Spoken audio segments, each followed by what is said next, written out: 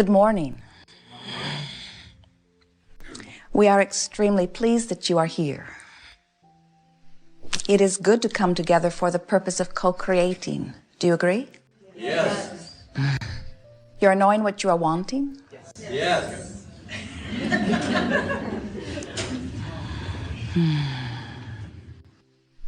You are enjoying the clarity that comes to you from contrast? Yes. So as far as you can see, the greater the contrast, the better you like it, right?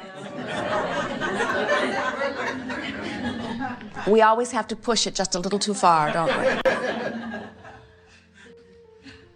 Contrast is a very good thing, though, isn't it? Because from it, you are able to focus. And as creators, focusing is the art that you most understood before you made the decision to come forth into these bodies. In fact, these bodies themselves are focusing mechanisms. You said, wouldn't it be a wonderful thing if a part of this huge consciousness that is me, you said, from your non-physical perspective, could focus more specifically into an individual personality, interacting with many others who are focused similarly, who want differently, who believe differently, who live and create differently. Wouldn't it be nice if we could just move about together, providing contrast for each other, giving each other an opportunity to come to new, clear conclusions? And that's what's happening here in this physical environment. You are interacting together for the benefit of one another. It's an interesting thing as we watch you, because most of you seem to have forgotten that your contrast is of benefit to one another, because you seem to want others to think and want and believe just as you do. In fact, it seems to be the dominant quest of humanity. Let's get everyone to agree with us. When you are defying the laws of the universe, you are certainly defying the intent that you held as you came forth. When Jerry and Esther first began interacting with us in this format, they talked about how well they get along. But Esther mentioned that they are not identical in all of their desires. And we said, if you were identical, it would have been necessary only for one of you to come forth. In other words, the variety in perspective and the variety in conclusion and therefore in desire that is summoned is what keeps the balance of this universe. It's what literally makes the world go around. It's what puts the eternalness in eternity. It's what causes the continual perpetuation or motion forward. It is why you are on the leading edge of thought. And so we say this to you not because we want you to look out into your environment and see things that you know very clearly that you do not want and accept them and even begin voting for them and campaigning for them. We are not encouraging you at all to find things unwanted and say you want them. But what we are encouraging is that you allow the things that you do not want to be without your attention to them. In other words, it is not necessary that everything be as you think you want it to be. Now, in order for you to understand that, you have to begin to accept that law of attraction abounds and that law of attraction is a manager that sorts everything out. And when you begin to understand that law of attraction is a manager, so to speak, that sorts everything out, and that it is responding to vibrations that are being emitted, and then you further understand that you have absolute control over your vibration that you are emitting, therefore you have absolute control over your point of attraction, then you are willing to allow others to be and do and have as they choose. Until you understand that, we can see why you would be like so many others who want to try to control conditions.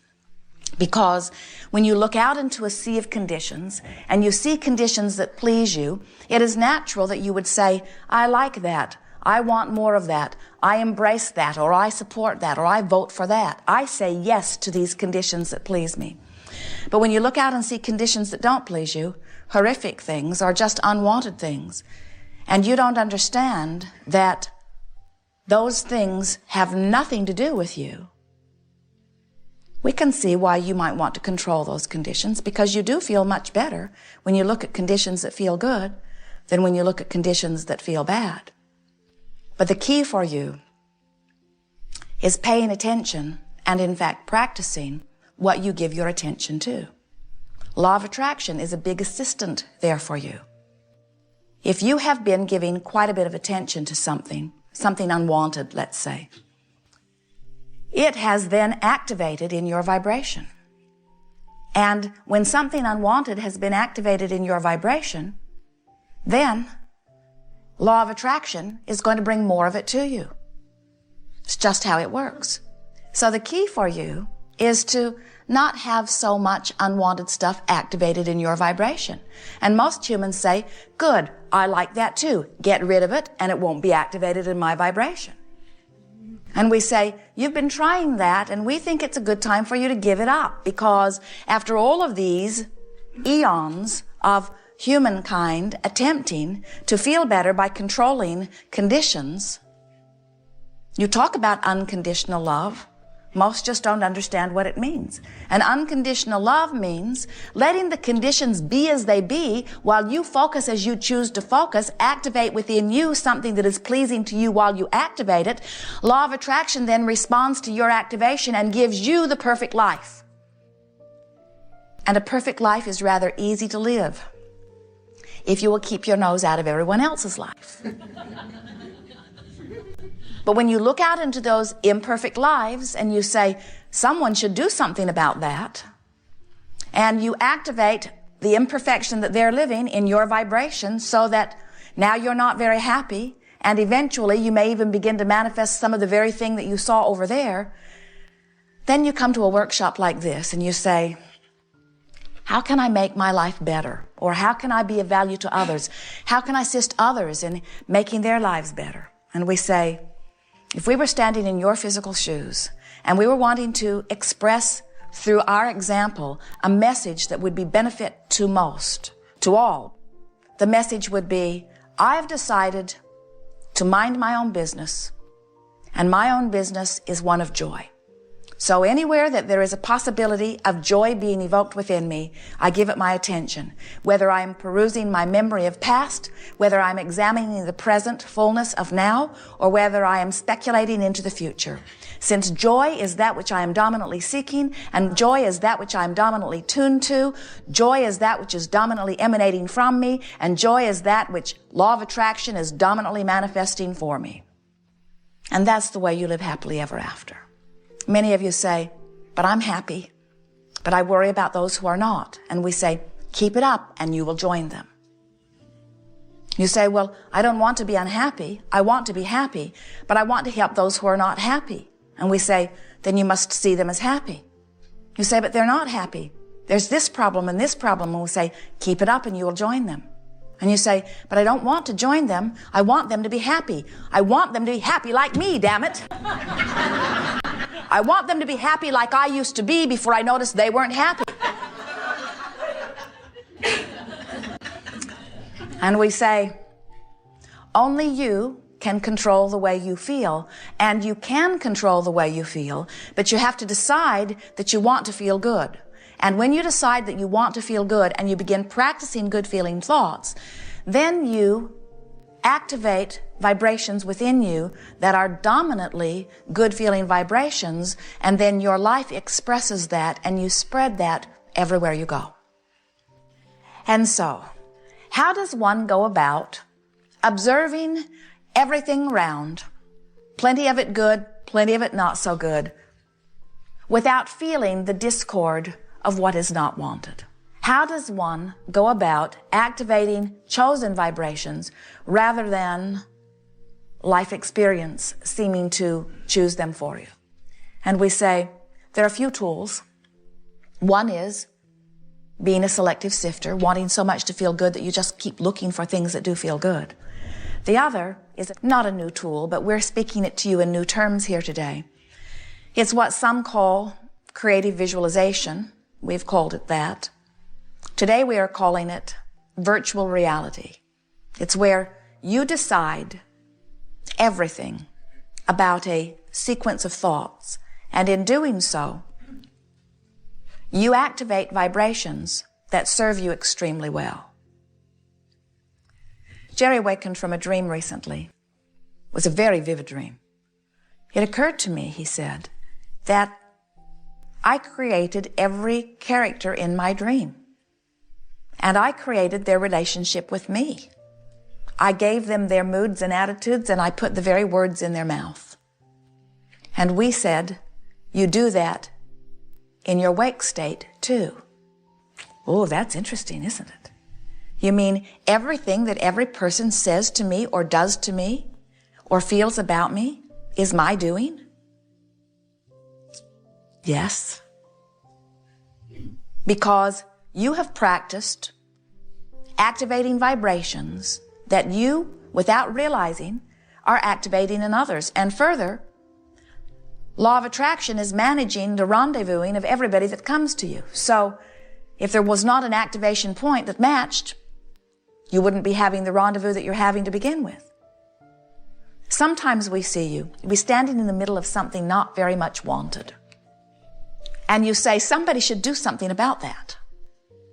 Esther's line that she learned from a very funny dear friend years ago is, somebody should call somebody.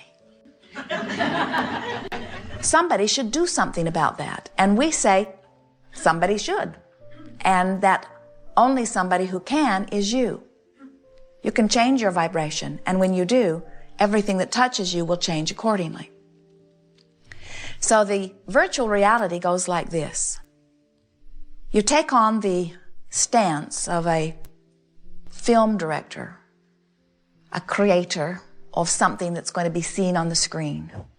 And you choose where it will take place, what time of day it is, what the atmosphere feels like, what is the general mood of the place, how does your heart feel as you stand in the middle of it, who else is there, what is the mood or attitude of the other, what words do you exchange, how does it feel as you exchange them? Powerful creating. So, as we're moving forward here today, we'll assist you in choosing some virtual realities, and we'll guide you as you use them for this one tool. Now, we're going to speak this to you many, many times today. We're going to give it to you here. This is the reason for virtual reality. In fact, this is the only reason for virtual reality. This is why we think it's a good idea for you to do virtual reality. And this is the only reason that we would ever suggest that you do virtual reality. Virtual reality is for no other reason than this. There is only one reason that we want you to do virtual reality. We are really wanting you to hear why we want you to do virtual reality, because there is only one reason that we want you to do virtual reality. Would you like to hear the reason? To practice a dominant vibration that will serve you. Only reason. And it's a fantastically important reason. Because when you practice deliberately a virtual reality, what happens to you is you can then easily, anytime you want, activate that vibration that will serve you.